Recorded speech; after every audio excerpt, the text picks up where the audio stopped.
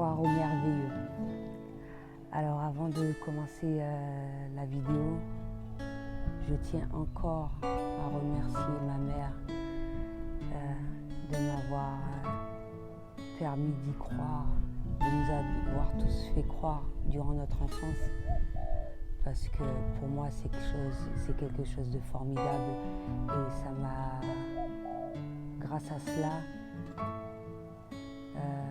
j'ai eu d'agréables souvenirs, j'ai pu réaliser pas mal de choses et je continue à le faire, à m'en servir jusqu'alors, parce que il n'y a que ça de vrai, il n'y a que ça de bien, il n'y a que ça qui te fait, qui te rend heureux et qui te permet aussi de réaliser ce dont tu souhaites.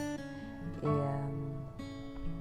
chose que j'ai reproduite d'ailleurs pour mes enfants, même si pas mal de personnes ne sont pas forcément d'accord par rapport à ça, qui dit merveilleux, tout, c'est-à-dire la petite souris, le Père Noël, pour moi il n'y a pas d'âge pour croire à ces choses-là. Et l'une des choses que j'ai réalisées avec eux et qui me tenait à cœur et auxquelles je pensais uniquement leur faire plaisir en faisant ce geste, hormis tous les autres que j'ai pu faire durant le laps de temps à laquelle j'étais à leur côté, c'est d'aller à Disneyland. Et ça a été une journée magique, mais également pour moi, quoi. Et justement, je parle souvent de ça, de croire à la magie. Ça fait partie d'une des choses, j'estime, primordiales pour justement réaliser ce dont tu souhaites. Si tu n'y crois pas, rien ne pourra se faire.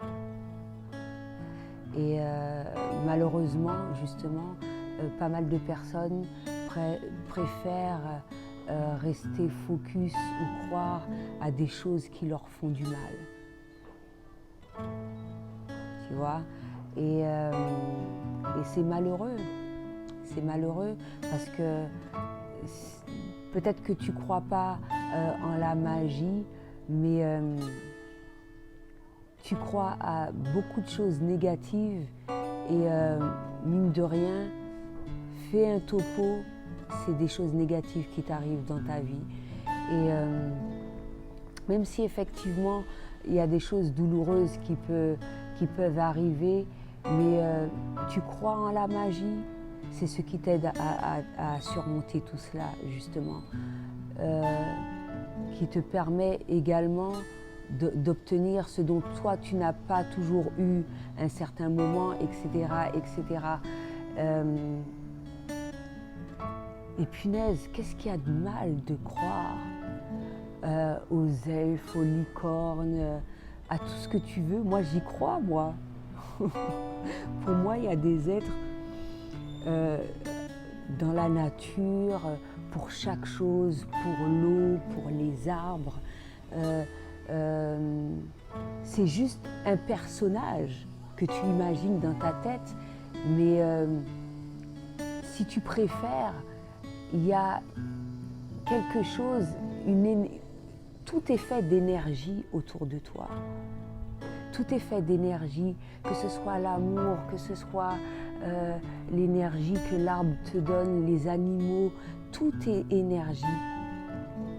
Et juste croire au bien que ça te procure. Si tu dois inventer des personnages pour y croire encore plus, où est le problème? Parce que ça ne peut que t'aider, ça ne peut que te faire de façon à ce que tu sois mieux. Et que mine de rien, il y a de la même façon qu'il y a l'univers, qu'il y a Dieu, tu ne le vois pas. Il y a des éléments qui existent et qui sont là pour ça, qui s'occupent de chaque chose sur Terre. Et et des guides, etc. Et justement, en leur demandant de l'aide, en leur demandant, en y croyant, c'est comme mes cartes, ces différentes déesses, etc. En prenant recours à ces personnes-là, à ces personnages-là, eh bien, tu peux obtenir cette aide, tu peux obtenir du soutien, tu peux réaliser ce dont tu souhaites. Mais non, toi tu préfères te plaindre, tu préfères t'apitoyer sur ton sort, tu préfères te dire que oui, le mal existe, j'en conçois. Mais pour quelle que soit la chose, en fait, à laquelle tu donnes la force, à laquelle tu donnes ta foi, à laquelle tu donnes ta croyance, tu lui permets de te donner justement tout ce dont tu désires. Simplement ça. Quand ça va être un enfant, ça va être perçu d'une autre manière. En étant adulte, si tu le veux, tu peux continuer d'y croire, de retrouver cet enfant en toi. Et justement, souvent, je le dis, un enfant ne va pas s'arrêter sur des petits détails auxquels ça ne lui apporte pas. Même si ça va être ultra douloureux, sa perception va être tout autre justement pour ne pas percevoir cette douleur-là. Ou sinon, il va faire abstraction parce qu'il n'y a pas d'intérêt justement à rester sur ce style de choses. Alors quand tu apprends à un enfant justement à développer cette imagination, à y croire, etc., ça ne peut être que bénéfique en lui, pour lui.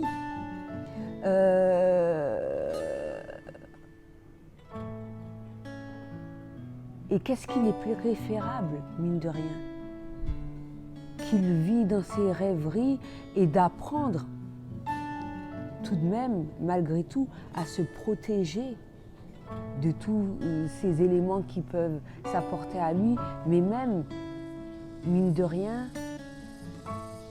même sans lui l'apprendre, le fait qu'il y croit, il a beaucoup de protection par rapport à son innocence.